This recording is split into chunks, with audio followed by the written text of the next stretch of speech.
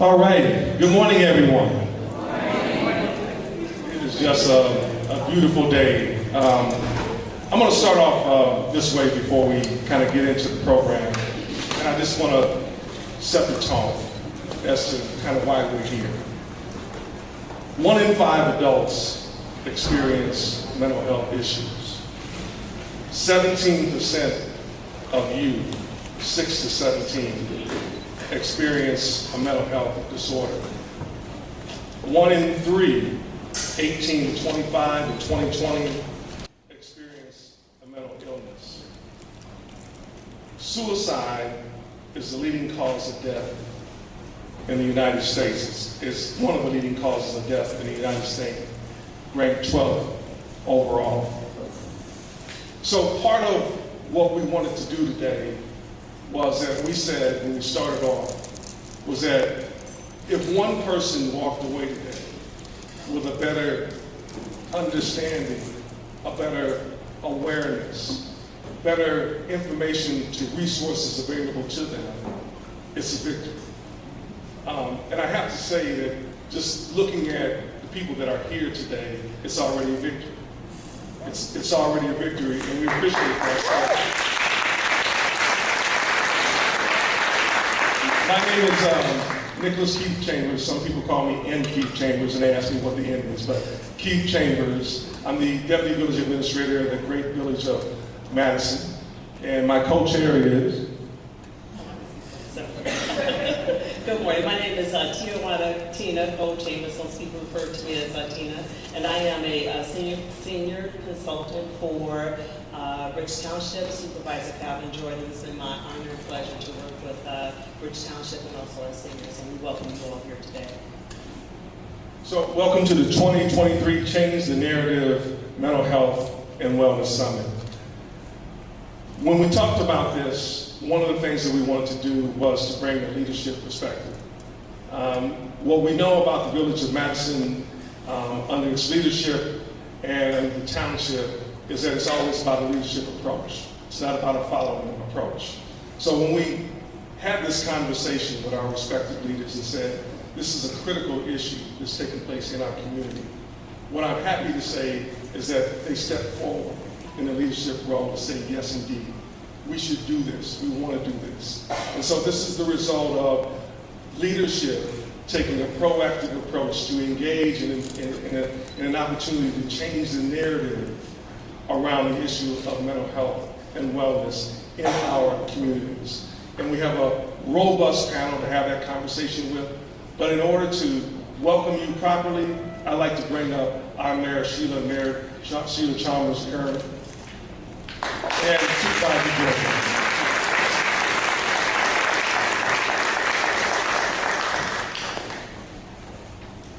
Welcome each and every one of you.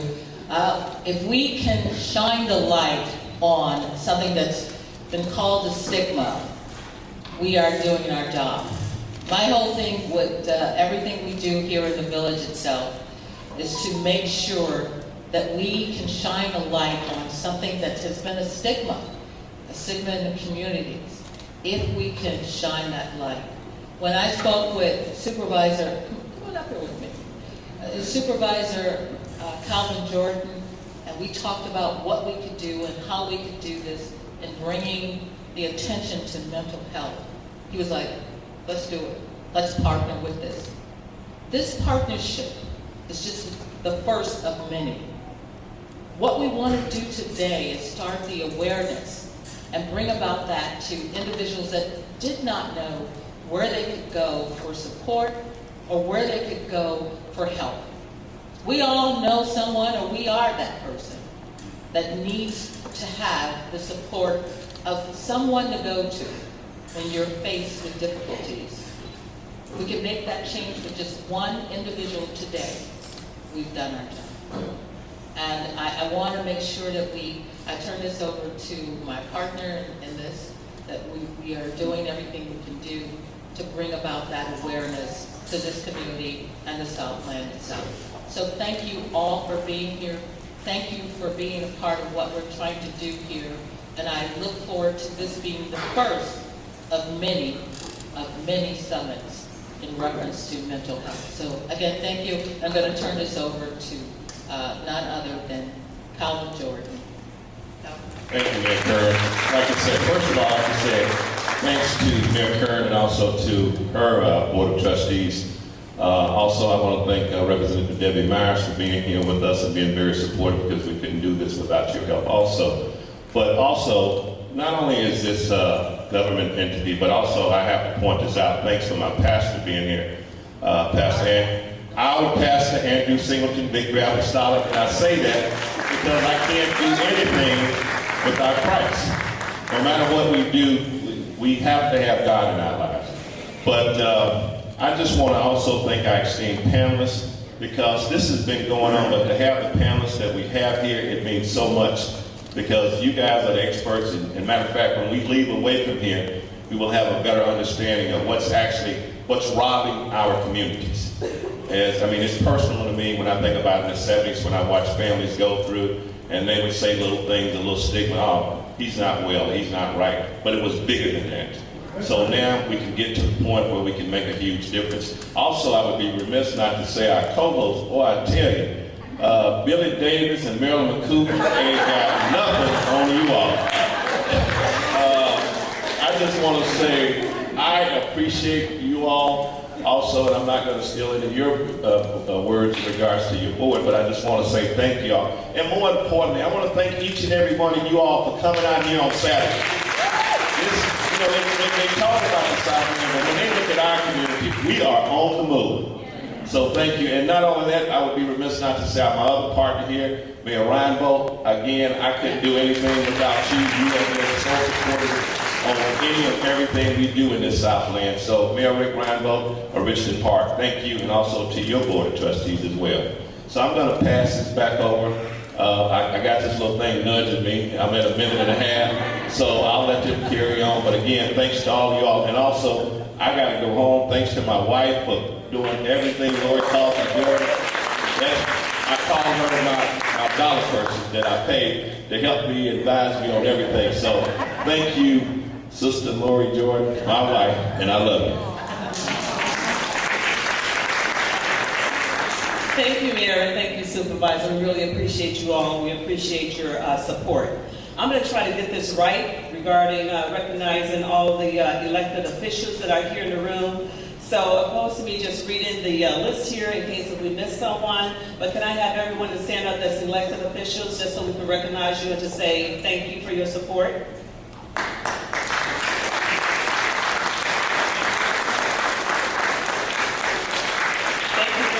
We really appreciate you all being here and your support. The next thing on the agenda is that we would like to also recognize our sponsors. On the back of your program, you can reference the sponsors. We have some sponsors that are also a part of our steering committee or our summit task force, so we appreciate each and every one of you. The next recognition has to do with the summit committee members. So I'll just take a second just to share this with you. So last fall of 2022, Rich Township, I was charged with establishing a mental health and wellness subcommittee. We already had some things actually that was going on there, but we formalized a committee, and from that committee, we brought the committee along with us, Keith and I did, so that we can join to formalize our task force for the summit. So I would like to make sure that we recognize each and every one of you, the summit committee, because you guys have put in a lot of work and we really appreciate you. Although the names are listed, I would like for, as I call the names, to stand. My husband Keith and I are both co-chairs. We have Mia. Unfortunately, Mia isn't here. She had another function to attend, Mia Carter. Lori Webster. Is Lori here? I know she's here around. Over there. Okay, there's Lori. Lori, if you raise your hand. Thank you. We have my good dear friend and colleague, Lori Jordan. Sandra Barnes, Sandra, thank you. Diane Hodges, Diane back there. Patricia George, where's Pat? There we are, thank you. Christine Gale, there's Christine. Joanne Haley, Joanne back there, thank you. We have Alana. Thank you, Alana.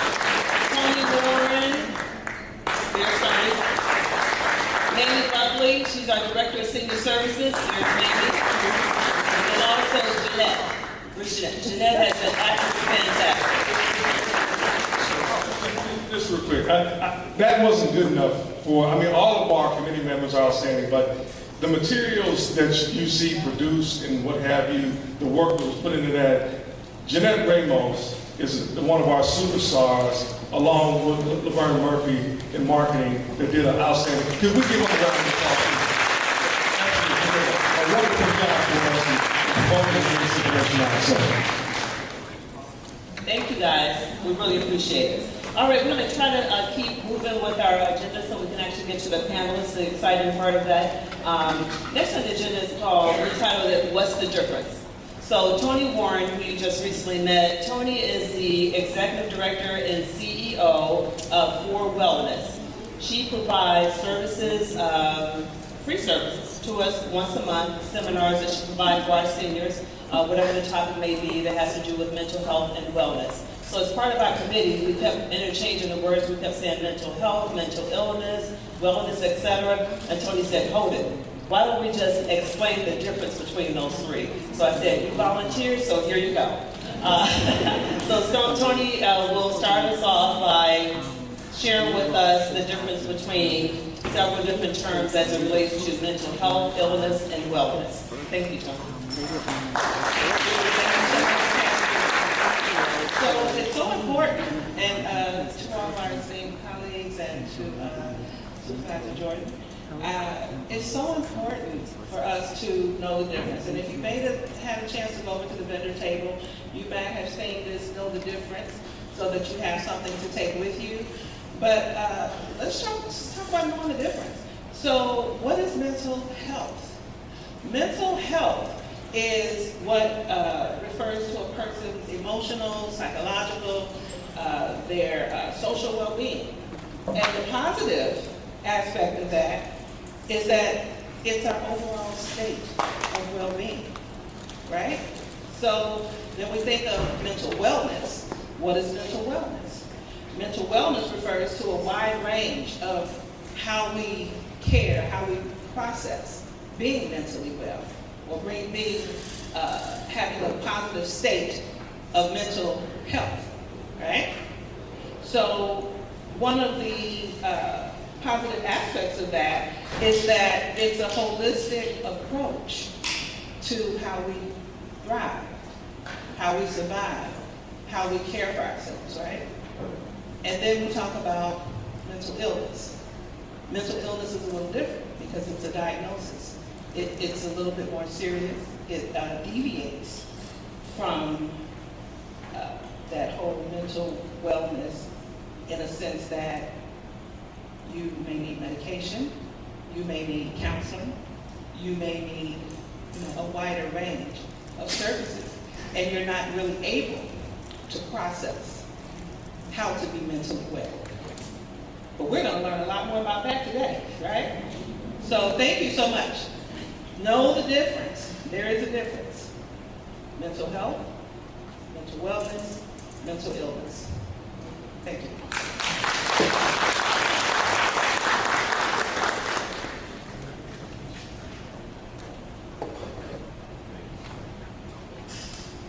Just one quick thing, and I'll be remiss if I did not recognize one of our senior pastors at Covenant United Church of Christ, Reverend Ethel. So I wanted to make sure that I recognize Reverend Ethel.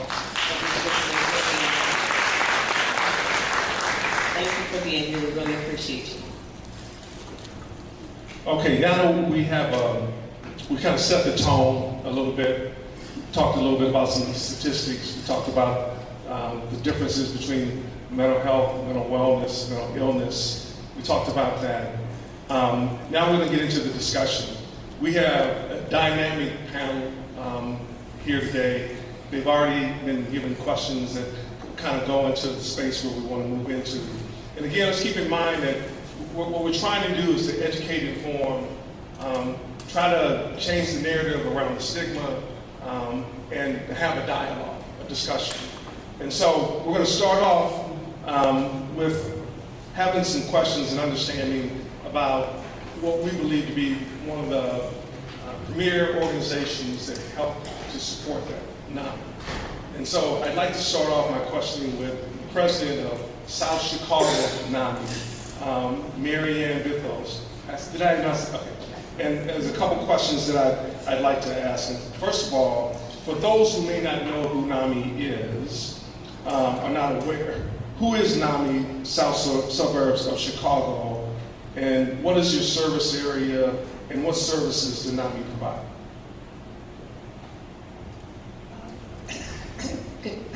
Good morning. My name is Mary Ann Bethus, and I'm president of NAMI South Suburbs of Chicago. Can you hear me? Okay. We cover anywhere from 95th Street to Crete to Indiana to Orland. And we even get some people from Will County because they don't want to travel to Joliet. So we do free educational programs for family members to learn about mental health. And what that means is people that have a loved one that is living with the illness really need to learn what it is that that person is going to need for the rest of their life, because mental health is not going away. How do we address the current stigma issue connected to mental health and awareness?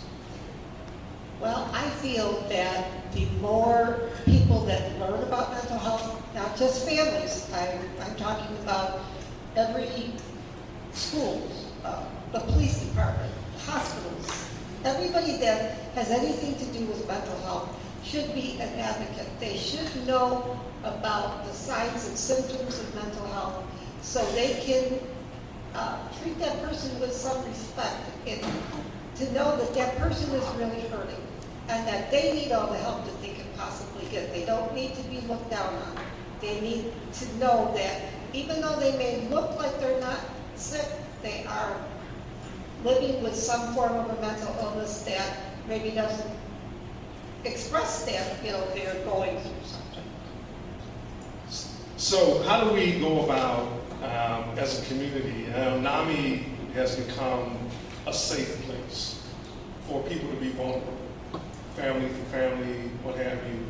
Within our overall communities, how do we create better safe places for people to be vulnerable and to be able to talk about mental health? How do we do that? Well, I think this is one way to do it, having more health fairs, getting the information out there for people to know that there are safe places for them to go. I think that if families would step up and become advocates and talk more about mental health and let people know that this is an illness, just like somebody having cancer. You wouldn't shun somebody that has cancer. So why do you shun somebody that has mental illness? I think that the schools are finally realizing, you see it on the news every day, they're talking about mental health more. They're talking about what you possibly could do to help that person. Being an advocate, I've been an advocate my daughter was diagnosed in her 30s. I've been doing this for over 20 some odd years. And I feel that if I can get out there and help one family know that they're not alone and they can get information on how to help that person, I've helped at least that one person. But with getting out there, I think the families also need to talk about it. They have to stop the stigma within their own families. That's something that's a big issue.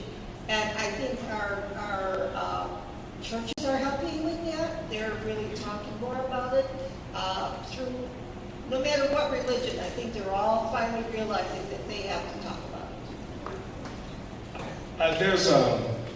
There's a family that's having a mental health crisis in the home. They call 988.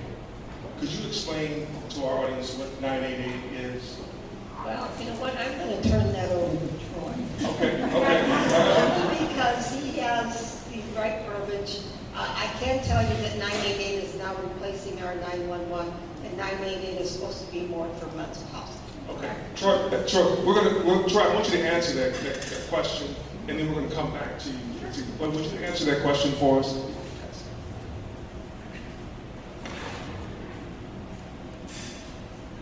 All right, well, thank you very much, Mary Ann, for passing that down. I see how things are going to go this morning. So there is a difference between 988 and 911, as you all know. 911 is how you connect with police, fire, EMS. 988 is now a national 3-digit number that is available 24/7 where you can access crisis help. So for those of you who may remember the National Suicide Prevention Lifeline, 1-800-273-TALK, that has now been rebranded as 988, and you can do that anywhere in the country. When you call that number, you're going to get trained people to answer the phone who will help you through whatever crisis you are dealing with, and will be able to provide you resources in your area that you can go to for more long-term care. That having been said, you also do not have to be the person who is in crisis. It's one of the nice parts about this 988 program, because it has been rebranded as the Suicide Prevention and Crisis Lifeline. So if you are a family member or a friend who has someone who is struggling, who is going through some mental health challenges, and you don't know where to go to for help or for resources, you can call 988, and they will help provide you resources in your area. This is free of charge, and you can take advantage of that. Now, there is some confusion. You can go to 988 online. They can call, text, or chat. There is more information online about it. It is a program that is still in development. All of the things that I have discussed already are operational. What is in the works they want it to be a full-service platform. So, for example, there are things called 590 teams, which are individual crisis responders, people with lived experience, and a clinician who will respond. So, for example, it is not nationwide yet. There are certain areas that do have it, certain areas that do not. You will have to find out if where you are located has it. I know there are some representatives from NIAP here today who are part of a 590 program. But if you call 988 and you are unable to work through the crisis over the phone, if your area is serviced by that 590 team as part of 988, they will send that 590 team, which is a person with lived experience and a clinician, to wherever you are located in that response area to help you through the crisis. And the reports that we are getting right now from 988 nationally is that through the 988 hotline or crisis line and the 590 programs, 98% of the calls are being diverted without emergency services. That means no police, no fire. They are being handled by the CPS. Thank you very much. So we understand the value of 988 to this community. We got a better understanding of it. Now I'd like to switch a little bit and go to our provider, Dr. Joyce Miller. Again, for those of you who don't understand, are not aware of the backgrounds of our panelists, they are listed in our program so that you can get a better understanding of their background. But we'd like to ask this first question, Dr. Miller, of you, and that is, if you would provide for us, what are some of the root causes of mental illness? Okay. Good morning, and I'm so appreciative of being here today because one of my passions have been education of the community, particularly my community, as far as dealing with these issues. And so people always ask, how did this happen? Sometimes parents blame themselves about how did this happen? What did we do? And there's so many different causes of mental illness. We do know that there is a hereditary component. And so we have to think about that. We have to not be ashamed of that. That's one of the bigger issues. And whenever I see a patient, I ask them this question. And what's interesting is that in the community that I work with, which is the African American and the brown community, usually when we're in medical school, they say, you need to ask people, have they ever seen a psychiatrist? Has their family member ever seen a psychiatrist? And in our community, those are not really quite the question. So you may want to ask, was there ever someone in your family that stayed in the house a lot, or was very isolative, or people didn't want to be around them? You have to ask questions that the person can relate to try to get down to the bottom of things. So hereditary issues are certainly related. But there are so many other issues. trauma. And as you know, trauma is one of the biggest issues that we are actually dealing with. When I worked with Dr. Carlville, along with your pastor, it's so interesting to me, years ago, Dr. Carville did a study on trauma, and this is 30 years ago, and recognized that even way back then, you know, at least 1 in 5 females was traumatized in some way, and men certainly were traumatized too, but did not reveal that as much. And we're finding out more and more now that that has been an issue, whether it's sexual abuse, whether it's witnessing violence. Kids can be traumatized from neglect as well, okay? So we have to remember all of that.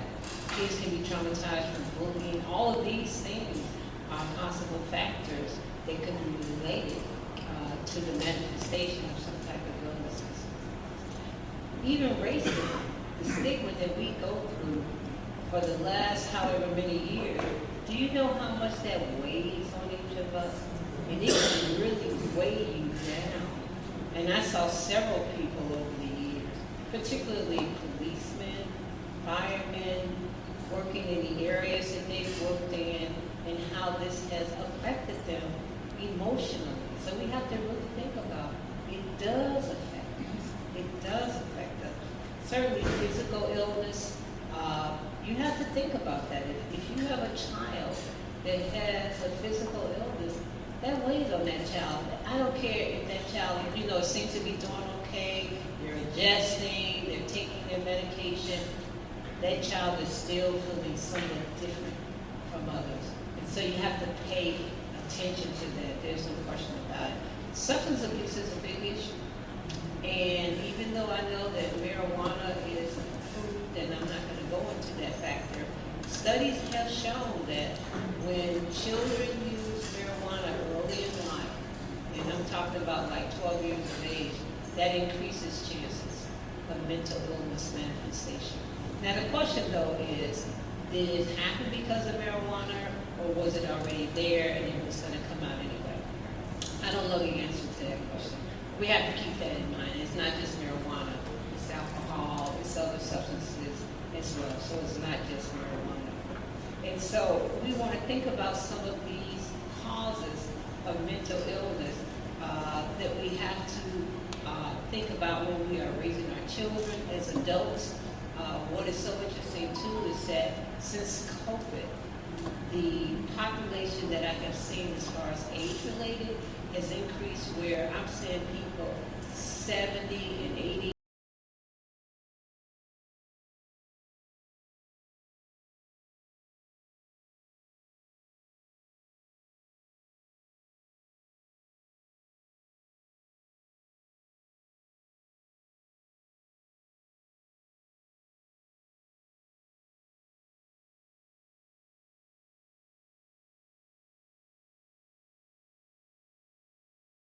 Know why did I get this, what's going on, but to me it's more about how can we get you to mental health and wellness.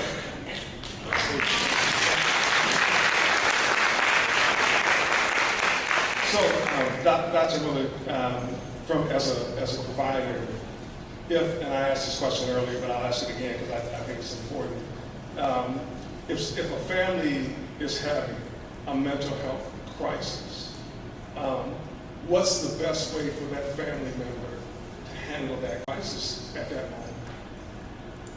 You know, I try to answer this many times with patients and families that I see. And I think the main thing that you want to get across to your loved one is that you're there for them, you're trying to listen to them, even if you don't understand what they're going through. And many of us, it's hard to understand what they're going through. They need to know that you're still there for them. You're not giving up on them, okay?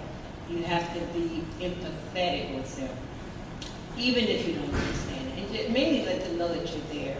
And then what you want to try to do is help them figure out what the next step is for them. You know, sometimes a person may need to be just hooked up with the therapist in the outpatient. Sometimes a person may need to be seen in an emergency room. And so it's real difficult and it's stressful. I definitely do not want to minimize this situation. It's stressful. But I think the main thing is to be supported. That's what this type of patient needs to hear. And remember, many of them are not in physical pain, but they are in mental distress. And sometimes mental distress can be even worse than physical pain. And one more question, and we'll be able to come back. In terms of treatment, what are the different modalities of treatment that you can speak about? So there is a number of treatments, and what is so interesting from 30 years ago to now, there's been just a plethora of development of other treatment for mental illness. When I first came out of medical school, it was just a handful of things with a lot of different side effects, and people weren't comfortable being on this type of medication that I'm talking about. And now there's many other options that are available that are more tolerable for patients and being able to take medication.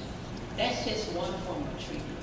And one thing that I do like about the panel is, if you think about and look at the panelists, you'll realize that what this is about is a combination of treatment. It's not just one thing. It's not just medication. It's not just at times therapy.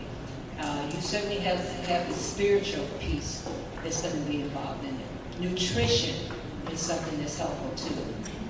And one thing I do realize for most of my patients, when we are treating different modalities, which include therapy mostly and medication, is that both are just as important depending on what the symptoms are. And so I know we have a therapist here that can talk more about it, but cognitive behavior therapy is one of our biggest modalities that we use. Family therapy can be important as well. Okay, so we want to keep that in mind. We also do what's called motivational interviewing, and as far as connecting with patients. So the bottom line is that there is a number of evidence-based therapies as well as medication modalities that are approved, and they work. Now, one thing I want you to know, though, is that nothing is 100%. So you cannot expect that. Nothing is 100%. You know that when you're taking your blood pressure, if you took it every single day, it's not going to be 120/80 every single day. That's the same as mental illness. So there still will be some waxing and waning, but what we find is that we want people to be able to be successful in their life, to be able to maintain a lifestyle. That's what we want when we're treating patients with this type of illness. Wonderful. Thank you. Thank you. Professor Bullock, we'd like for you to engage in a conversation from a lived experience. And my first question is going to be, what are some of the things that a family should be aware of? And Dr. Boyd touched on a few. What are some of the things a family should be aware of when caring for and living with someone with a mental illness? Well, before I answer that question, I want to thank you guys for having me here. And in our community, the Black and Brown community, I'm going to just say one of the challenges that we have is I would like to thank the 10 men that are here, including people on the panel. So it's more than 10, but that's something we have to work on. Yes. Now, to your question, I'm going to get personal. In 1992, after my wife and I bought our first house, I was elated driving down the Bishop Ford, and a car going the wrong way crashed into my arm. Fractured C4 and C5 spine, numerous surgeries, plates, screws, rods. The doctors told me I'd never walk again, I'd never work again, and wanted to put an implant in me with baclofen or morphine, something for the pain, and it was pain. And some days I didn't even want to wake up because I said, this is all I have to look forward to. One of the psychologists that were treating me told me about doors, Department of Rehab Services. They said they'll retrain you or send you back to school. So I wanted to go back to school. So in that process, I had to find a doctor that would sign off on me going back to school. It took me 6 months to find a doctor. I was depressed. I would tell you I was in the hospital for a while because I really did not know how to deal with the pain. I couldn't work. I had 3 young boys, and it was hard. But through those experiences, I actually ended up going into counseling. And I think that's the spiritual aspect of their coping skills. But so it happens to everybody. And as the doctor said, it's not a 100%. You can just do your best, be prayerful, follow the treatment plan, follow the interventions, and hope for the best. But just be caring about each other and realize when things happen, they may have happened for a reason. When one door closes, another door may open. So that's, to answer your question, is just try to be optimistic and try to be hopeful when there is no hope, because we don't know the whole picture. And so as long as you just keep your faith, and if doors close, other doors will open. You just have to have the faith and have that ear that when it's your turn to go through that door, you'll be able to go through.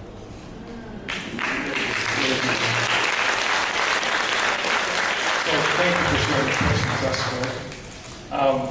So for how important is self-care for the caregiver? So if I'm the caregiver and it's 24/24, you're never off. How important is self-care in this equation of mental wellness and mental health and care? Well, from the practitioners and the people we have on the panel here, self-care is huge. It's huge. And first responders and anyone that works with people, there's burnout. And I tell my students that if you're driving a car and you have a flat, you can't help anybody else. Everybody's stuck. So you have to take care of yourself. Nurses leaving the field. Mental health therapists leaving the field. Psychiatrists leaving the field. Law enforcement, firemen, paramedics, suicide. It's like as you state, whatever age group. Suicide is one of the 1, 2, or 3. Yes. Yep.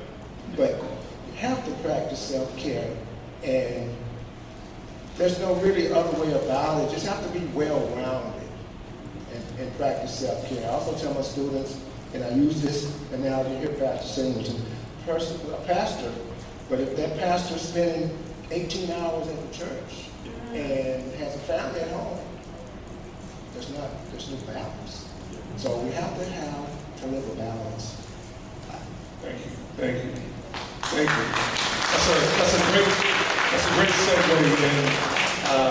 to our next panelist, and the issue of faith in the faith-based community, and dealing with the issue of mental health and wellness and the stigmas behind it.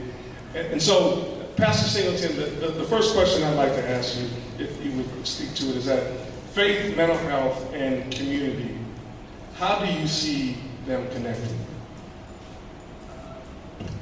First, again, I want to thank Lord for blessing me to be here. This is a very, very important event because these numbers that are out here today are nowhere near representative dealing with this in their personal lives. So I'm going to talk to you later about some ways in which maybe victory can partner with you in getting more and more numbers. This is wonderful. Yeah. Wonderful. Well, let's give a applause there. Absolutely. Also, I have my wife here with me since you're speaking about the home. My wife, Brenda Singleton, we're celebrating 49 years of marriage. So, direct to the question, because I like to be succinct. Yes, sir. And so, in thinking through that question, I felt that I should approach this from a spiritual perspective, because of Dr. Miller, who I worked with 30 years ago, and I'm sure that'll come up later. It is different causes and how we must interact, and when we understand the Bible from the very beginning, Jesus really, for me, connects faith, mental health, and community. From the very beginning of his ministry, for those who are Christian, I know people may have different faiths, but as soon as he's baptized, as soon after he encounters the Satan in the wilderness and wins that, of course, he starts ministry. And in Matthew 4:23, it says that Jesus went about in all Galilee, teaching in their synagogues, preaching the gospel of the kingdom, healing all manner of disease. Teach, preacher, teach. I'm sorry. And this is critical. And all manner of sickness among the people. Now, then it goes on and says, they brought unto him all that were sick. People had different diseases and torments. Those possessed with demons, and we need to kind of talk about that in relationship to mental health too, as a part of this. Epileptic. And one of the failures of the King James Version is for dealing with people with mental illness, they use the term lunatic. And you can't ever use lunatic in a positive light. And it's not really properly translated in that sense. And so I really feel that mental illness is a part of living in a broken world. And she said, what's the difference between dealing with a person that's dealing with cancer, blindness? It's a part of living, it's from a spiritual perspective, it's a part of living in a broken world. That's my answer. Wonderful, wonderful. Thank you. So, Pastor, literature suggests that the African Americans are more likely to rely on their faith as a coping mechanism for all sorts of ailments, including sin, death, dealing with depression and anxiety. The pastor, an elder, a deacon, the church become safe places to be vulnerable and to seek help. Is the church a safe place for those dealing with vulnerabilities and mental health? So let me answer that two ways. First of all, the church should be a safe place. The church should be a safe place. It should be a place where you can find community, where you can get counseling, other support, where you can get compassion. Because the church is called to care. That's the bottom line. We are called to care. Help people rely on their faith, and even the scripture, I'm not going to make this Bible class, but Philippians 4, it talks about how the peace of God guards our hearts and minds.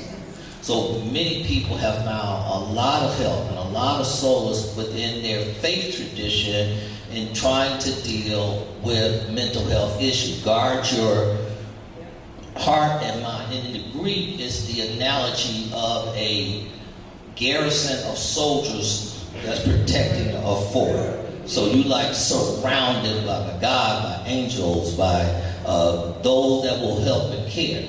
Now, to go to the second part of that, sometimes the church is not a safe place.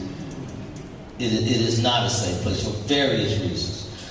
One reason is, one I don't care for, I really have never cared for these health and wealth ministries. I'm not a prosperity preacher. My pastor, Bishop Arthur Brazier, wasn't one either.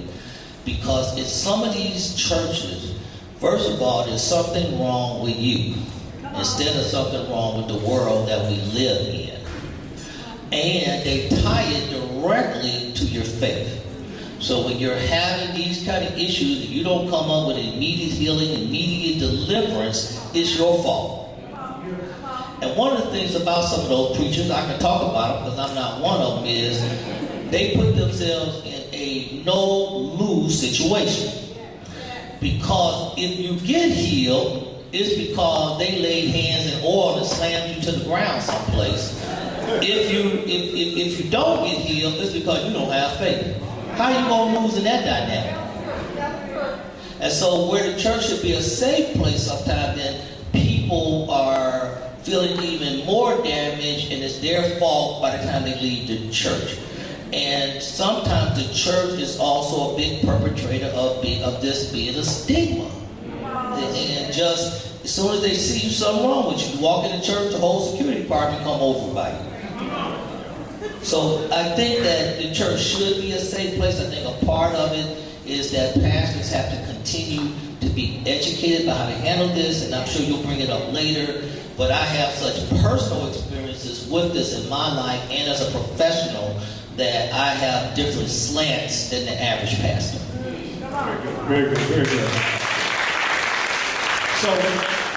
So Brother Bullock had kind of touched a little bit on this, but this goes to the clergy. And as someone who is always in a position of helping others, addressing issues of death, divorce, sickness, you name it. What are some of the things that can be done in the clergy community to help for you? This is for you, Pastor. Yeah. No, he had referenced it, but I want to go back to it because I want to pray. Now you guys are all over. I thought I was on the floor. Someone in the clergy, as a pastor, as a minister. Yeah. It's almost as if, like with our first responders, you know, the issues that you deal with daily. Right. And it's not like you're ever off. It's Okay. It's almost 24 hours a day. You're dealing with some issue with the church. You're dealing with issues of redemption and sin. You're dealing with deaths and funerals. You're dealing with sickness and health and what have you. How do you personally and members of the clergy handle the issue of mental health and wellness for yourselves? Oh, so now we're talking about ourselves. Okay. So I'm going to be very real and very personal here. I have to be very careful in my life. I am the oldest of 7 kids. 2 of my brothers, I was 19-year age difference, were twins. Both were bipolar. Both were cared for by Dr. Miller. We're at an organization called the Community Mental Health Council, where I was the chief finance officer. So I have a deep background in mental illness. Yes, he's a pastor, but I'm also a certified public accountant, I'm a certified financial planner, and a master of divinity. So I've kind of got everything up in here. And I got crazy family. Now, somebody would say, don't use the word crazy. I'm not trying to use a bad term. I'm just trying to say we speak in a normal way in which we kind of talk. Because when we use that word crazy, that's another reason people feel stigmatized. But we have to deal with how people are thinking in these kind of situations. So there are times I really have to watch myself, as all pastors deal with everything he just mentioned: death, divorce, all of that kind of stuff. Bad marriage is about to run me. Can I be allowed to just be myself? Yes, please be yourself, please. So I have like 4,000 active members right at that church down the street. I didn't ask for that church. That's on God. I was satisfied with a little bitty church. I wasn't looking for all this thousands of people. Because with people come headaches. And there are times when I'm counseling in marriages that literally I say to myself, I have to watch my, maybe I need to see you, George. But sometimes it's just so bad at what's going on, I can't even figure out if they ever liked each other, much less loved each other. And then I'm sitting there going, you know what, after 2 hours of screaming and hollering, and I'm going like, I wish there was a gun right here. Because I wouldn't shoot them, I shoot myself just so I can get out of this thing. So I stay under huge loads of stress. And I'm going directly now to the mental, to the self-care of this. Key for this for me is self-awareness. I'm very self-aware. A lot of people aren't. And when we're in the caring business, because I know this is how he wants me to deal with the question, that sometimes you put the caring of others above yourself. And that is a wrong way to handle it. And so last year, since you see I'm humorous, last year I had a bad time that my wife helped me to get through, where I literally quit. The board didn't hear about it. Nobody. I said, I quit. I'm not going back there. I don't care what they do. They can figure it out. I'm not going back. I'm tired. I'm drained. No matter what I do, I stay under constant criticism, because the higher you are in life, the easier you're a target. So no matter how many people I serve, no matter how much I do, one of my ministers, and I'm okay with my time now. Okay. Go ahead. Because I told you I'll start needing counseling too. And this is very quick though. One of my ministers, that I've tried to take care of so many people, I missed one person. And they called me on the phone crying that their pastor wasn't there for them in their manner of need. I said, you know what? I quit. Go get you another pastor. You don't deal with 25, 30 people. I got all these lists of calls and trying to miss one. I'm a bad person. And that weighs on us, because we all appear in the caring business. So when we do all we can to care and we still feel we fall short, it's just painful. And it's 24/7. So number one, I stay self-aware. I'm gonna move quickly through the answers. Number two, you got to have accountability partners. My wife holds me accountable. She's like, you need to slow down. She's always on me about taking care of myself. Understanding this is a principle, I owe it to my church to be healthy, soul, mind, and body. And so what I do now, and then I'm through with answering this part of the question, what I do now that I have not been doing, I'm 72 years old, and my wife got me real good once, because I was keeping a pace of I was doing 18 hours a day, at least 3 days a week. And my wife, I told her, I said, well, I used to do it all the time. She said, you 70, man. You need to wake up and smell the coffee. You can't do what you used to do. And this year, my doctor, in March, the congregation was angry because they're selfish. We need to talk about these things. So my doctor said, Pastor Singleton, you need to go on vacation more and stay longer. So I told the church 2 weeks ago, I'm following my doctor's advice. Very good. Thank you.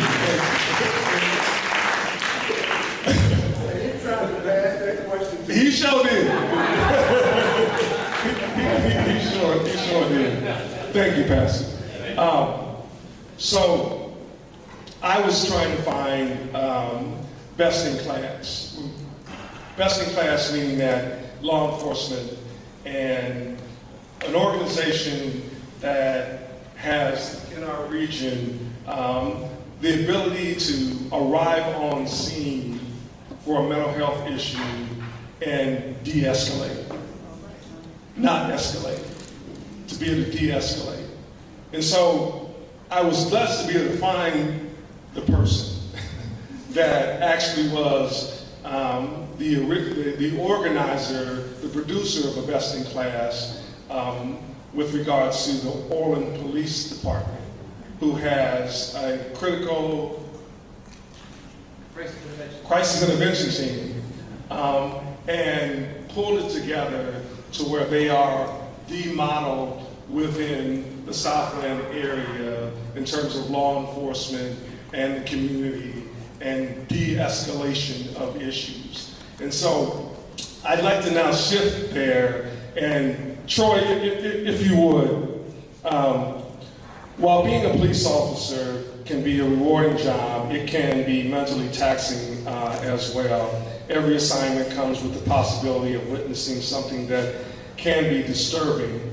What's the current state of mental health and wellness amongst those who are within our first responder and law enforcement community? And I want to ask that first because of the value that first responders are to our community and what you're facing today. So if you, please. Sure, and thank you for that introduction. I think some of the panels performing, especially Pastor Singleton here, has mentioned it's with self-care. There is no doubt, everybody here, you're here for a reason, we all know, these are challenging times. And they are especially challenging times for those of us in the caring professions, as the pastor said. And those of us in law enforcement, I'm now retired almost 2 years, but those of us in law enforcement are called upon on a daily basis to see people on their worst days, in their worst times, some of the things that humanity does to one another that are inconceivable. And one of the hardest things to deal with is to deal with that on a day in and a day out basis. And especially for people who have been in the profession for a while that stigma is still there, that you need to be tough, you need to suck this up, you need to take it, because if you can't handle this, maybe this job isn't for you. And then you find yourself dealing with these things, and suddenly you have to go home and either be there for your wife or your kids or your husband, and somehow as if you are just supposed to flip a switch, as though none of that happened. And this is a joyous occasion. This is a wonderful holiday. So what do? You bury it. And then you go to work the next day, and it happens again, and you bury it. And as we all know, when you bury things, what happens? Right? So, unfortunately, that's the way it has been for many years. And as you've heard some of the other panelists here say today, self-care is so important, because if you don't take care of yourself, you can't be there for others. You cannot pour from an empty cup. If I am already so stressed out, if I already have so many demons hidden inside, that when I show up at your door, I'm already on the edge of my own crisis, then things can go wrong. And so finally, within the last 5 to 10 years, we are seeing as a community, as society, and in law enforcement, this is the case, and we do need to take care of ourselves. And so we are starting to see more programs available. We're starting to see peer services. We're starting to see some outreach from the community. And you really do need to engage in that. So there are things that are coming about. First responders, police, fire, EMS, all exposed to this. And we are seeing some great leaps and bounds. We are seeing people talk about it. And I can tell you that as I travel throughout the state and I educate law enforcement officers on mental health crisis response, throughout the day, because of the environment that I create, every single class, I have officers who will come up to me on either a break or after class and will tell me about their own mental health challenges or that of a close family member. And so I am thankful that they feel comfortable to come up to me, and then I can refer them to people, and that they get the help that they need. So, yeah, self-care is extremely important, and we are making some progress. Thank you. Troy, the Orland Park Police and Trinity Services received a mental health grant from the U.S. Department of Justice in collaboration with DePaul University to better address the issues of mental health and law enforcement. Could you describe that program and why it was needed and how it came into existence? Sure. To kind of expedite how that came about, back in 2014, so this is going back a little bit of a while, I was minding my own business. I was a day shift supervisor. I knew nothing about mental health. And I had finished reviewing all the reports of the day, and I made the mistake of sitting back in my chair and just taking a moment to sip coffee, right? I'm going to enjoy the day. And that's when the training lieutenant came through and said, I'm going to give you this program called CIT. I had no idea what it was. Long story short, we created the CIT program, grew the team to 30 sworn officers. A crisis intervention team is a community program in which we involve stakeholders from throughout the community, because for what you may have heard about CIT, crisis intervention team, it is not a law enforcement program. And that comes as a surprise to many people. Training law enforcement officers in crisis intervention is part of a crisis intervention team, but it takes the community. It takes mental health advocacy, mental health service providers, it takes churches, it takes social organizations, much like we are doing here today. And I'm thankful that we have this panel and all of you here today with those resources, because that's what a crisis intervention team is, right? We don't wait till the crisis happens and then just send some trained responders. So the idea is have a team in place where we can work together to prevent people from going into crisis, because they have access to care, have trained responders, and then continue to get the care. So we developed this team, 30 trained responders. I had stakeholders from out the community. Officers are still going to these calls and realizing, hey, much of what we're dealing with is potential suicidal ideation. I'm not qualified to make these assessments. I'm a little bit nervous. Sometimes people are a little bit apprehensive to talk to law enforcement. And so we said, how about a co-response program? And so what we did then is we applied for the grant through the Bureau of Justice Assistance.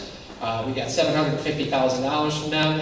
And the way that we worked this was, rather than just keep it in Orland Park, we said we're going to spread this to 5 surrounding communities who are willing to partner with us. And so what we did is the first year, we said in Orland Park, we're going to establish this cooperation with Trinity Services where we do co-response, and we also have virtual co-response through iPads.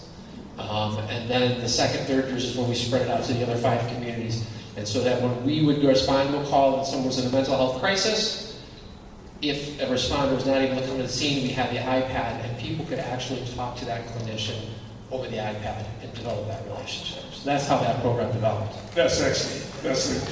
So you kind of led right into the next question, and that was really, if a loved one has experienced a psychotic episode, 911 is called, a unit is dispatched. What should the caller expect when law enforcement arrives? And how should they respond when law enforcement arrives or the team? Well, I'm going to back up a little bit and reframe the question. And that is, first of all, if you don't need police or you don't need emergency medical assistance, what 3-digit numbers should you be calling? There we go. See, we've already made an impact today. Love it. Correct.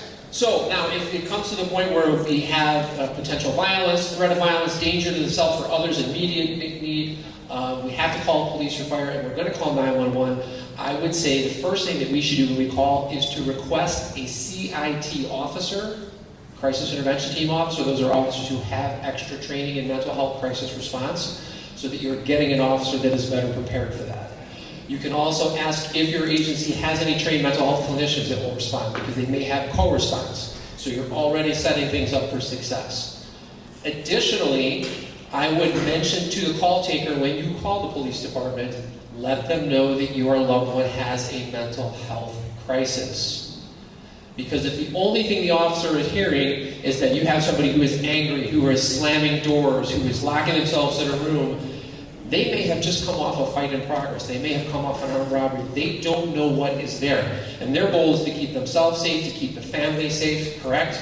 So we need to put the right frame of reference in the officer's mind when they respond. So ask for that CIT officer or co-response. Let them know your loved one has a mental health crisis. They're not armed. They're not being violent. And some of that information so that when they get there, they're in the right frame of mind. And I can tell you what to expect when the officers first arrive. You'll probably have at least 2 because of the potential for violence, the way it's related, depending on what the crisis is. The officer is going to very briefly meet with you while the other officer goes to ensure that your loved one, who is the basis for the call, the person in crisis, is not fleeing out the window, out the back door, causing something that might be a safety concern for all involved. So he's only going to ask a few brief questions while they get that information, and then they're going to go talk to your loved one. This is your opportunity at some point to relay what your desired outcome for this is. This is what I'm looking for. I'm not looking for criminal charges. I would like to get them some mental health treatment. This is what we have found effective. These are some places that maybe we have found they can go. This is where their therapist is, right? And start working with them on a collaborative arrangement on how we can get your loved one connected to the care of the team. Very good, very good. Thank you. I want to take just a quick moment. If we could pass around the cards for if you have questions and question and answer, we're going to pass around some cards. Please write them down, and for a little bit of time that we'll have later, we'll ask some of those questions from the audience as well. Now, I'd like to kind of move from law enforcement now into the courts. All right, and so if we're speaking in terms of the courts, and we're talking about, let's say, for an issue of where you have a loved one that at the end of the day, they don't believe they're sick. They won't seek treatment, refuse to seek treatment, refuse to seek help, and you're constantly battling with that issue. And the question then becomes what resources or how do you go about addressing that? And some of that has to deal with the issues of guardianship, involuntary commitment, or care. And so I'd like if the Honorable John Fairman, if you could speak to the circuit court and mental health proceedings and what all that encompasses. Good morning, everyone. Let me first address the issue of what you all don't see, and that is, as it was mentioned, lunatic. How many people in here have ever seen a lawyer for anything? Can I see a show of hands? How many people in here have seen a doctor within the past year? Last question. How many people have been in here have seen a dentist in the past year? What you don't see, forgive me if I stand, this is personal. I've had a doctor, a lawyer, a dentist in front of me for mental health issues who are the best in their field, the best of their profession. I won't mention any names. They are at the best. They've written books, some of them are in articles, some of them are professors. Mental health is something that affects everybody. It is something that we weren't aware of 20 years ago to the where we are now as far as the awareness. But it is something that affects everybody. I have had a large number of people, from educators, police officers, judges, where mental health affects everybody from a judicial standpoint. And I'm going to go back to something that Troy said, because it pains me when they're in front of me on a criminal case, because when there's an episode happening and the police are called, first thing you need to say if it's a mental health issue is mental health.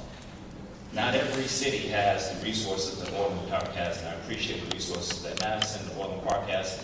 Not every city has that. The first thing that needs to be said, if the police are called, is mental health. Because when they're coming in there, this person has holes in the wall, this person has a knife, this person has a gun or something else, they need to know, because when they're coming in there, they're looking for protection of themselves, they're looking for protection of you, the community, and that person there. And you're dealing with somebody who may be combative, may not be. What I hope to happen is that prior to that situation, prior to the police being called, that loved ones, or it could be a police officer, that if you know that person, if you know they have a diagnosis, if you know they don't have a diagnosis, but something has changed over the past couple of days or the past couple of weeks, could be they're not taking their medication, or it could be something that's not diagnosed. That's something where people can now come to me. I can have a hearing with that officer, with that loved one, that neighbor, that person who knows this person. Excuse me. And I can order the EMS as well as with the police to go in there safely, take this person to the hospital before it becomes more of an issue of an episode. I've had folks over the past couple of weeks that have come to me, hug me, thank me, because these doctors, these lawyers, these dentists, these educators, these laborers are now doing better. It was an episode where they just they were not taking their medication, or they didn't know that they were having an issue. It was depression, it was anxiety. It is something where, if gotten to prior to the police being called, that there is help that can be done. What should be done in that situation is, if it is an episode, if it is something where they are above the age of 18, that's something that police are coming over the house and the person saying, hey, they need to go to the hospital, they're crazy. And they're looking at the police officer and saying, nah, she's crazy, she needs to go to the hospital. Well, that's a situation when it comes to me where I can hold a hearing, I can speak to the officers, I can speak with the loved ones, I can find out what's going on. And it may be a situation where they need to go to the hospital for a day or two, or unfortunately, some circumstances a little bit longer. But it gets them the help they need, it does it safely, hopefully does it without law enforcement prior to that time, and we can get them back on the track where they're productive, citizens within the community. They're doing well. And like I said, some of these folks are the best of what they're doing, but they've gotten off track. Everyone in here, whether you know it or not, has had a loved one or has affected you or somebody else. For folks who don't know me, don't have my information, I'll give you my direct cell phone number. It's personal for me. I have my oldest, now 13, has autism. I'm here to help. I will bend over backwards to make sure I help you as well. And hopefully answer the question. Oh, absolutely, absolutely. You seem comfortable saying it, so come on in. I got a couple more questions. So, Judge, if you would, so to manage expectations, could you tell us a little bit about the proceedings? Is this a quick thing to be done, or is it something that takes a little bit of time? Could you talk a little bit about the proceedings? Thank you. Now, it's a great question. I meant to get to answer that too, and that is, prior to about 2-3 years ago, I was sitting talking with Troy, most people don't know, if you had a situation where you wanted to get a emergency mental health writ without having to go through law enforcement, everybody had to go down to the Daily Center in Cook County. That's something that if you're far out, you're up north, you're out here, especially on track, it's a whole day event. And then you get down to court, you're trying to figure out what to do, what paperwork to file, who to talk to. And if anybody's been here to the Daily Center for all 26 floors, 32 floors, you get lost. Now you can go to any courthouse throughout the county, whether or not it's Markham Courthouse, Bridger Courthouse, Skokie, Rolling Meadows. You can go to any courthouse in the county. You can go tell them you need an emergency, tell them it's mental health, you need an emergency writ or emergency order to take your loved one to the hospital. Even better, you can go, you don't have to fill out the paperwork. You can go to the Cook County State's Attorney's Office. They will, in every single district across Cook County, they will fill out the paperwork for you. They will go through everything, tell you what you need. They will expedite it, especially in emergency situations where it gets over to me or one of my colleagues right away, and we can do that hearing. So as opposed to going into the clerk's office trying to figure out what paperwork or trying to explain to them what you need, you just go to the state's attorney's office in any district within Cook County and tell them that it is an emergency mental health issue, you need to speak to a judge for order. They'll take care of the rest of it.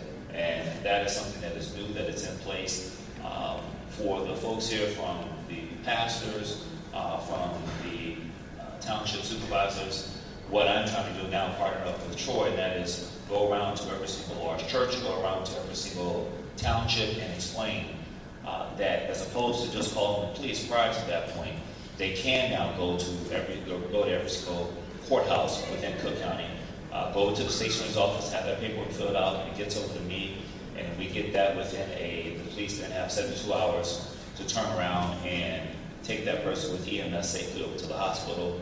We usually have hospitals within that area, within a local area. Doctors are already in tune with what we're doing. We reach out to them ahead of time.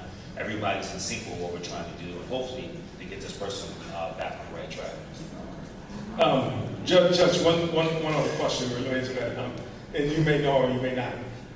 If those, for those that may be here that don't live in Cook County, are the proceedings similar or different? Let's say, for example, in Will County, DuPage County, or what have you. Are they different? So, procedures are different for different counties. The law is the same in regards to every judge within the state, every district. We have the ability to do emergency mental health hearings, examination detention hearings. For Cook County, it's through the county division, so we have specific judges. We focus, we're specialized, so there's a handful of us that do it. Across the state. If anybody's been downstate, you may have one judge that resides in about 2 or 3 different counties. It varies per county. However, the process is the same, the law is the same. It would be, you can't go to Cook County State's Attorney, or you can't go to the State's Attorney's office downstate, but you can go to, if you're in Livingston County or where else, Kane County, go to the clerk's office and tell them you have an emergency mental health issue, you need an order, and ask the clerks to help you with the paperwork on it. But again, for that something, if you have a loved one that's downstate anywhere else, you can call, you can reach out to my office, and we'll direct you or email the paperwork over to you so you can take that over to them. The county names are changed, but the paperwork's the same. Very good. Thank you very much. Thank you. Okay. We are now going to move into questions and answers, and I have got several questions that have come up and for others. Yes, sure. Yeah, please. All right, I am so thankful that he is here providing you this information on orders of detention and examination. The fact that you know about this leaves that you are probably in the 1% of people that know about this. So many of you may be asking yourselves, okay, I get this order, what happens now? And I can tell you that there are even still, which I'm trying to change, there are still law enforcement agencies who are unaware of what this order is, and when they see it, they're like, what is this? So here's my recommendation. I wholeheartedly endorse and support exactly what he told you in doing and going out and getting those orders if it's applicable to your situation.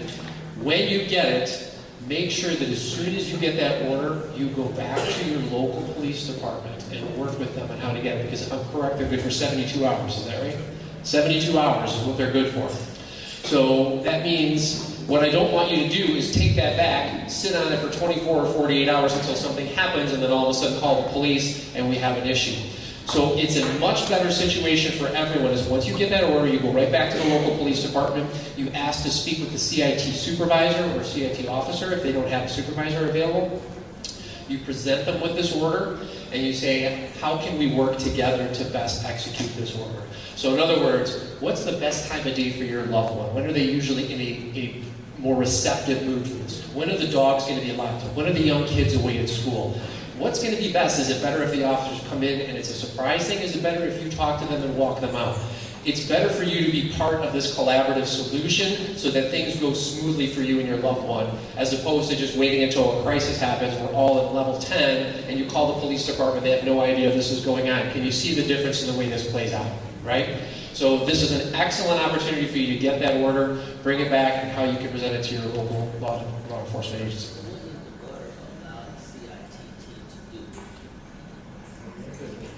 Could you repeat the question? Okay, the question is, what does the order allow the CIT officer or law enforcement officer on scene to do?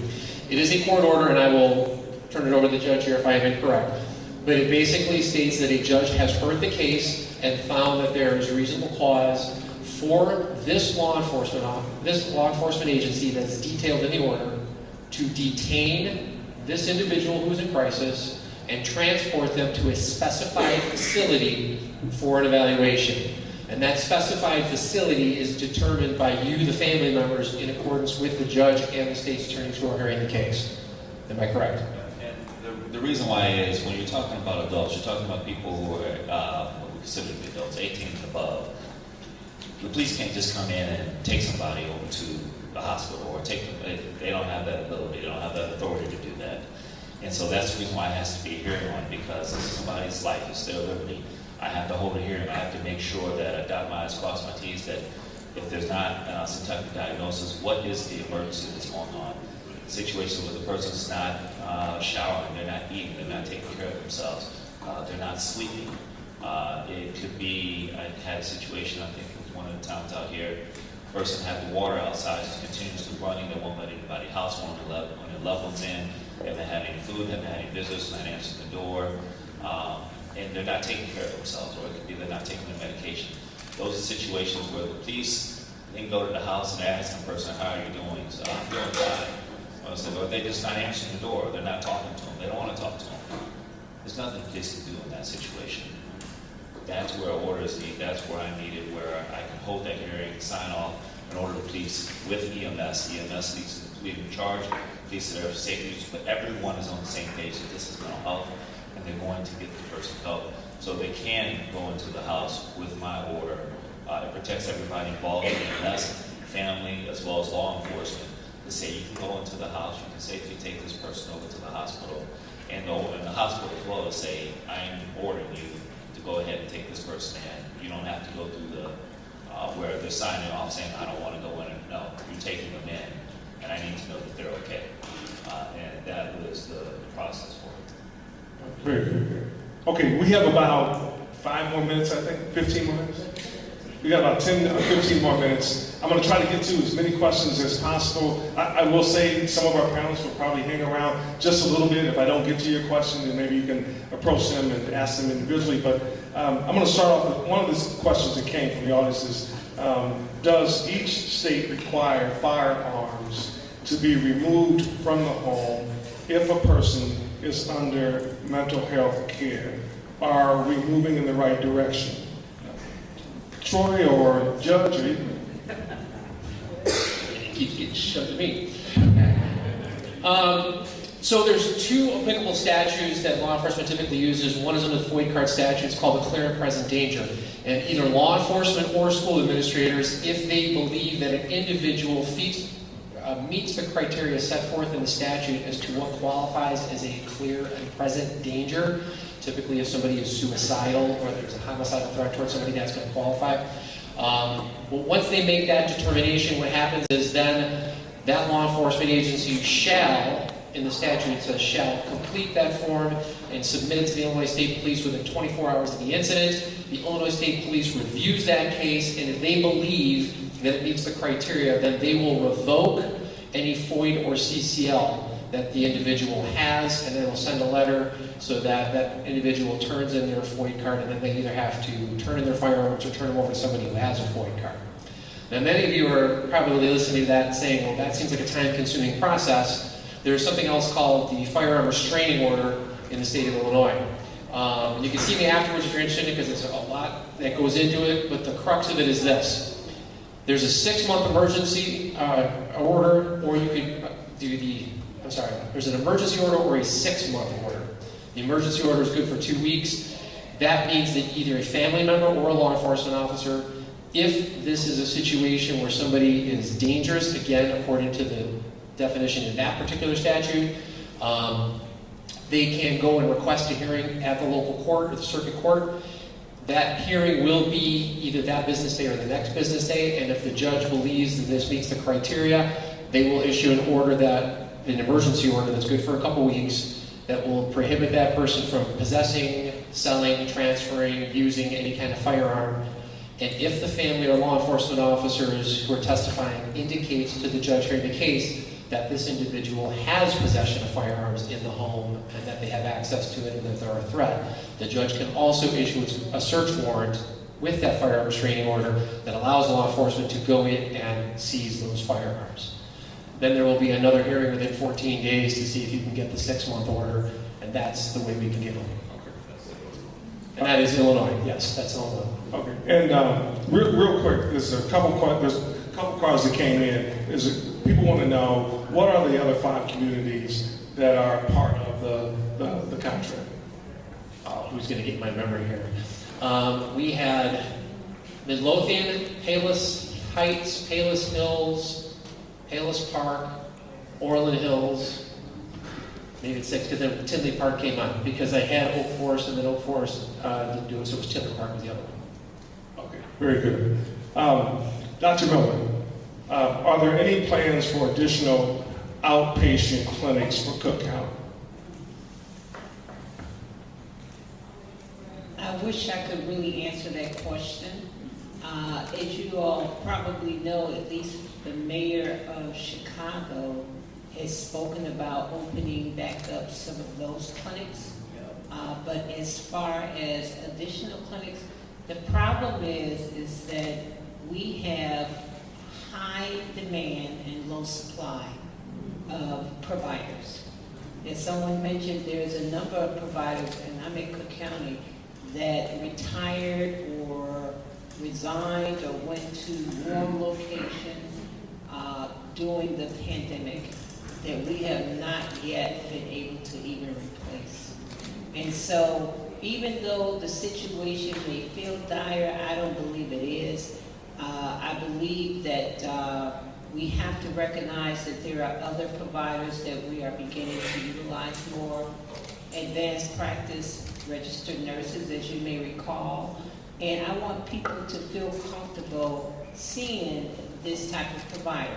This type of provider is usually overseen by an MD. And at this point, those are the staff that we are trying to obtain at this point, because it's very, very difficult to get an MD at this time. Therapists, I believe that people are very committed to that once they go in, and I know that that is an area that I believe is growing.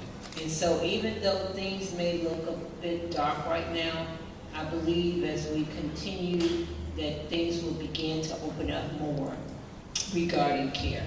We also want to move more into group therapy, and that may be helpful where a physician may see a group of patients at one time in order to just have better access and availability. So we're looking at those types of things as well. Very good. Very good. Thank you.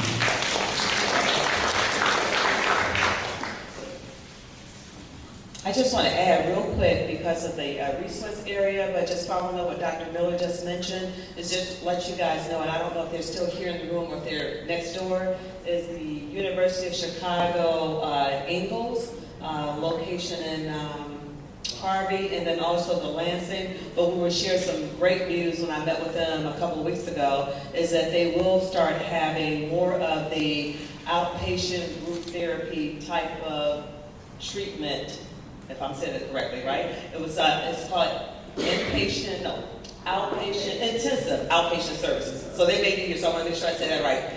Intensive outpatient programs where you actually have group therapies. So I just had to add that because we're excited that they're actually here. So if you'd like to stop by and to talk with them afterwards, they'll be here for the resource fair. So I need to add that. And I think that that's a great resource.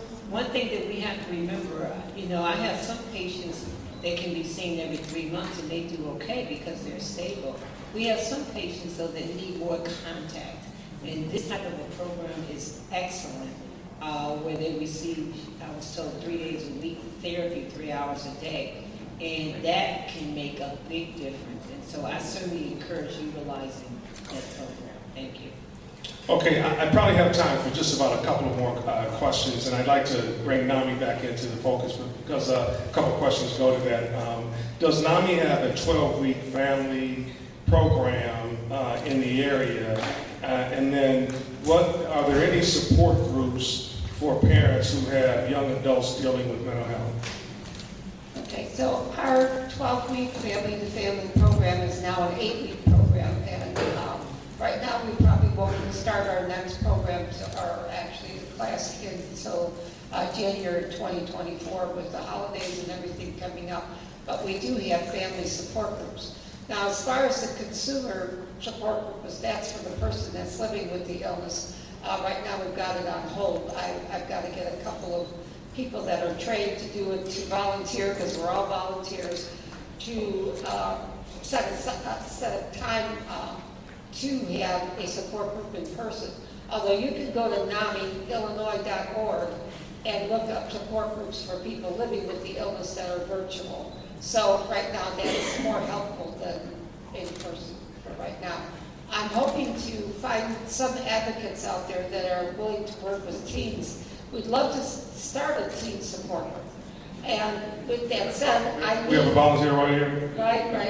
We need advocates, and we need family members, and we also need teens to be involved. NAMI, if you go to NAMI.org, we're having a new program that's inviting teens and campus, people that are going to college, to be on boards where they can talk with each other and learn from each other and let the community know what they need to be supported. We need their ideas too and their input, so that's something else that's coming up. Very good. I have one more question that I'm going to ask, and I'd like Professor Bullock to answer this. And then after that, we decided, because we have a very strong belief in our faith, God, and what have you, that through it all, He is the one who's going to help us through, lead us in the right direction to help the services and what have you. And so when we're done, when I ask the question of Professor Bullock, I'm going to ask Pastor Singleton if he would close us out, this session, close us out in prayer, with a prayer of hope. Okay?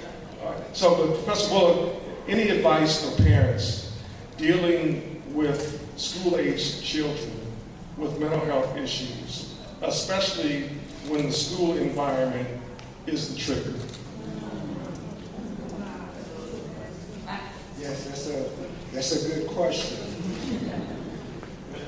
When the school is the problem, When the school environment is the trigger. I don't know if I could wrap my head around that right now, but I would NAMI.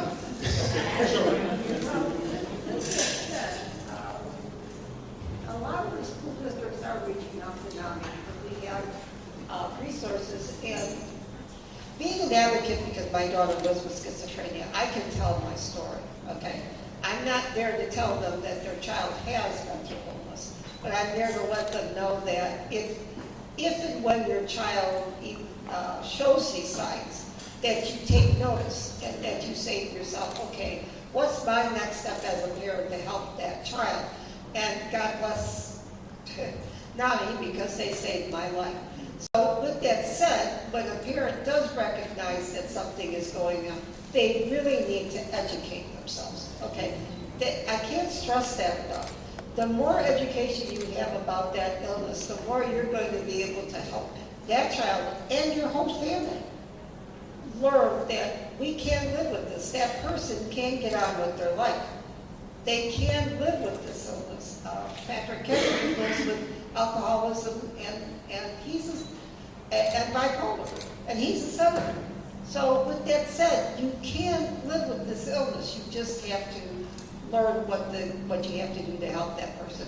And as far as the schools go, I think they're finally realizing that they have to do something. Okay, and they are reaching out for more resources. They're reaching out for, I'm working with the school district 130 as well, and they've actually gotten a grant.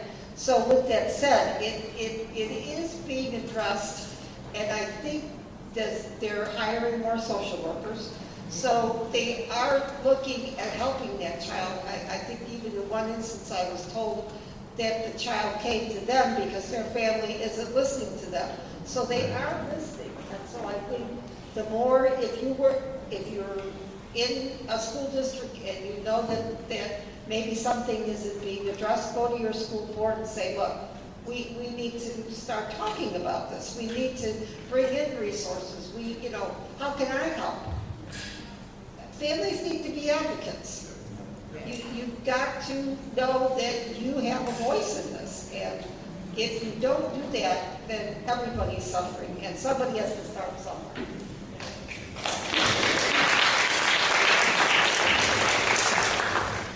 And the reason I mentioned NAMI, if we go back, when I talked about the time I had the disability and I wasn't able to work, one of my children was diagnosed with something, and this is what I did. I actually ran for the school council at Metcalf Community Academy. I volunteered there, West Portland Park District, I volunteered there. I just needed to be where this person was because I know their needs weren't being met. And NAMI is one of the places I reached out to, my family reached out to, so we could wrap our head around all that was going on. But you have to be tenacious, you have to be an advocate. And they say educate yourself, but if you have the time, get involved.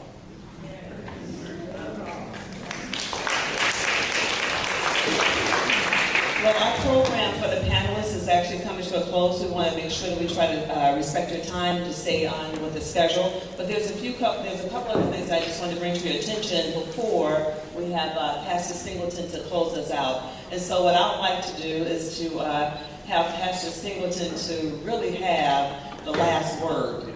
So what I'll do is that I'll just talk about a couple other things, and then we'll bring Pastor Singleton up or wherever he would like to be. So one thing is that we have a lot of committee members out there that we had introduced, and we have a survey that was created for our group.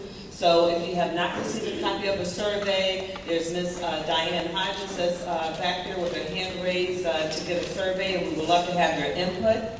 The other thing is just to let you know that the resource fair, so the services that we talked about from NAMI to various organizations, etc., they'll still be over in the next room there in the gym for the resource fair until at least 1 o'clock or so. So please take advantage, ask questions. The third is that hopefully everyone received a raffle ticket. So we do have at least about 5 or 6 raffles that we would like to do before we wrap this up. So if we have all the raffle tickets up here, we can have a volunteer or two if you guys would like to call the number. And then you can also return the surveys back to any of us. Diane's at the back there also. And I believe that's it.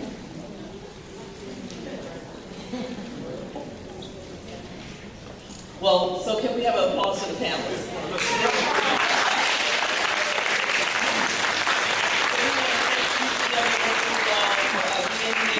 It has been very informative. We know as a committee that we talked about having part 1, 2, 3, just different series. We want to make sure that we take Pastor Singleton up also when he made the statement about being able to have a further reach. So this is our first effort with our support from Supervisor Calvin Jordan with Rich Township and Mayor Chalmers. I'm not quite sure if she's still here in the building. Okay. The mayor. She's still here, so we want to thank them for this. But we want to take the pastor up on, so the next time that we do something like this, we'll be able to have even a further reach for you all just to share the information with your family, your friends, your neighbors. We talked about the school district, so we appreciate you all being here. So we can make sure that everyone has a copy of the survey. And then also the action panelists. Are you, if you guys would be available for a few questions afterwards. I'm sure we have at least about 25 or 30 questions still here with so we're not going to keep everyone. We're just saying that if your question wasn't answered, and if you feel comfortable in going up to the panelists and talking to them, the reason why we did the cards is because we want to make sure that everyone felt comfortable in asking their questions. But as you all can see that they're very knowledgeable, very approachable. So please, if they have an opportunity to a few more minutes to stay here with us, please feel free to do so. Again, do we have the raffle tickets available? Pull your raffle tickets out. You got to Wait, we gotta give a couple more. Okay. All right, so we're gonna run through real quick and to read the raffle ticket. She's doing it right now.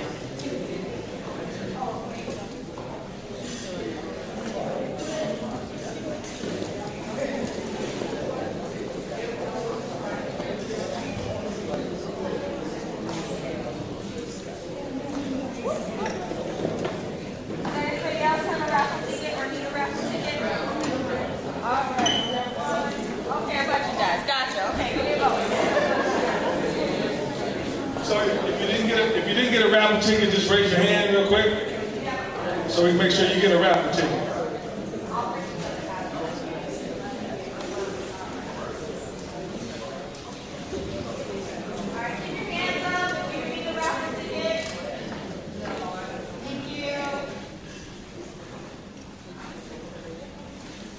And while you guys are waiting on raffle tickets, I do want to take this opportunity, though, for this outstanding panel for your time, your passion, your commitment to the issue.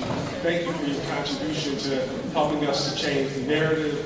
I want to say this is that, again, we started off with this whole concept with the thought of, as I'll repeat it, and that was, if we're able to help one person today, if you were able to learn something that you didn't know about mental health and wellness today, if we were able to help one person, then we were successful in what we did.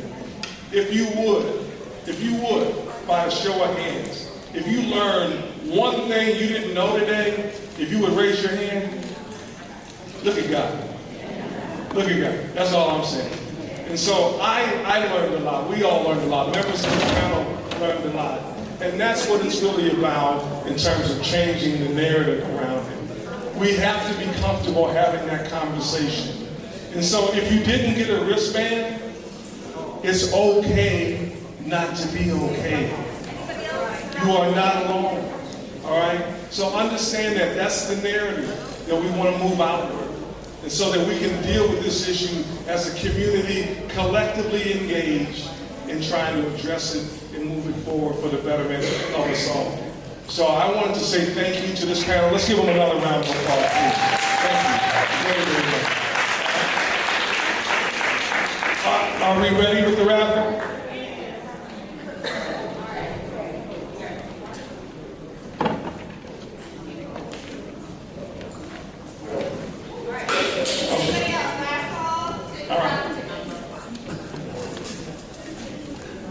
Hey, T, are we ready with the raffle? One more. Okay.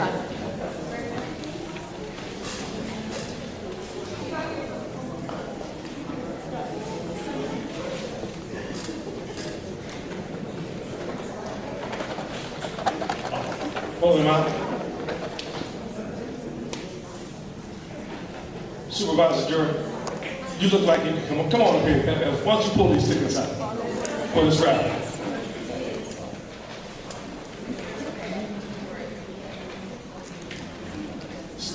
So, Tina, how many are we pulling?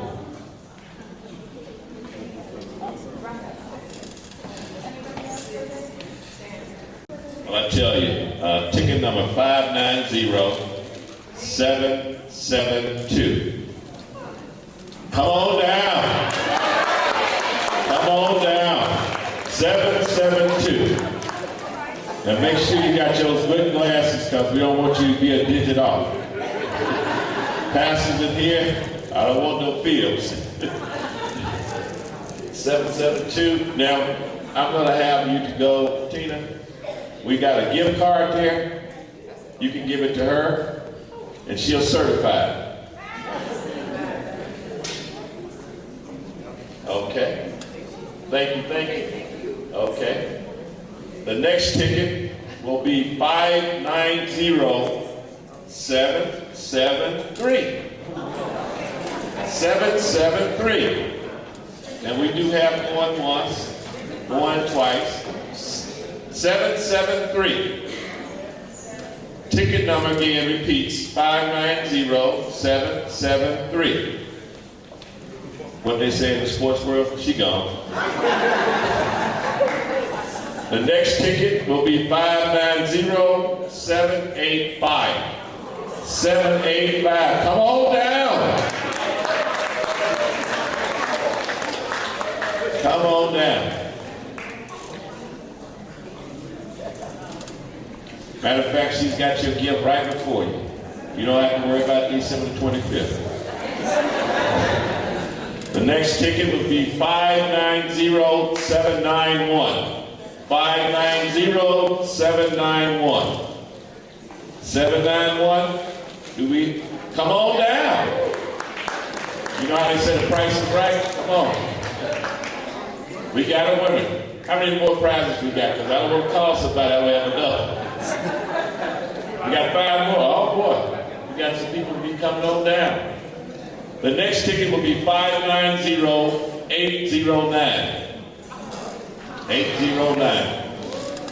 Come on down. Representative, come on up here. You might even pull somebody out good. Come on, come on. Let's give a round of applause to Representative Debbie Miles Martin. Come on. I'm gonna pass it. Pull the ticket. You got 4 left? Okay. Debbie got it back up. She got it. Maybe they can give it a bill. Okay, our next winner is 590775. 590775. 590775. Going once. Going twice. Sold. Okay.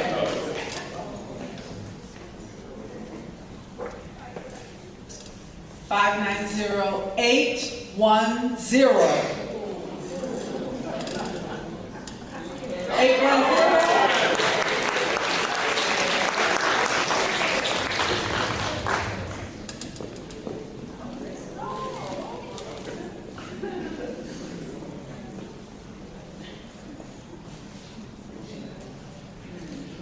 And our next winner is 590789. 789.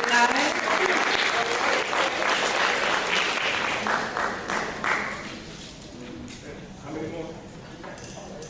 6. How many more?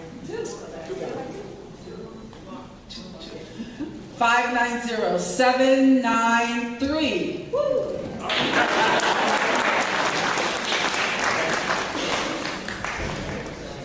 Okay, last prize. Last winner. 590764. All right.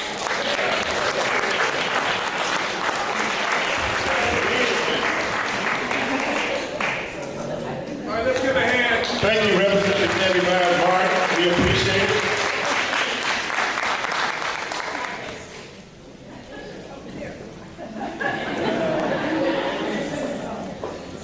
All right.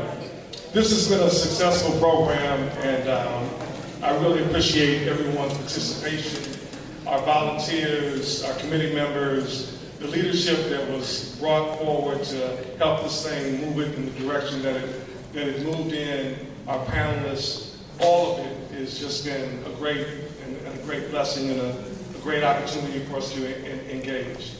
if we would prepare our hearts and our minds to receive the word and the spirit, so that as we move out from this place and into outside these walls, we're able to do what he's asked us to do in the manner in which he'd like us to do it. Pastor Singer. Let us all pray. First of all, Lord, we thank you for laying upon the hearts of all who have placed this excellent summit and workshop and all together. It has really been a blessing to everyone in attendance, and we all have learned something. But I first want to pray for everyone, Lord, that is on the front lines of dealing with mental illness. Those who not only have to deal with it in their personal life, but their profession is to help people who are going through incredibly difficult times, Lord, whether they're dealing with being bipolar, schizophrenic, dementia, whatever the issues are, Lord, it takes a toll. We pray, oh Lord, for their health and their strength, and for them being able to continue to provide resources, and as the Bible says, for them not to be weary in well-doing, for they too shall reap if they don't faint. We pray for all those who are out here today, Lord, who are being informed, growing and learning, and also didn't even share what's going on in their personal lives that's taking a toll upon them. So we pray, Lord, that there will be a strong sense of self-awareness for people who are going through things, that they understand that if the caregiver doesn't take care of themselves, that those that they care for, Lord, will have no one to take care of them. So we pray, oh Lord, that your spirit will move, that you will have your way in our families, our home, our society, and our world, where, as witnessed in Maine, this terrible incident of the man killing all these people, hearing voices in his head, and then responding, and now having killed himself. But we pray, oh Lord, to rebuke every hindering spirit and everything, Lord, that's not pleasing in your sight. And we pray we'll continue to have other workshops, summits, seminars, whatever you want to call them, that will help the public at large in dealing with what has become a crisis and epidemic throughout our world. In Jesus' name, amen. Amen.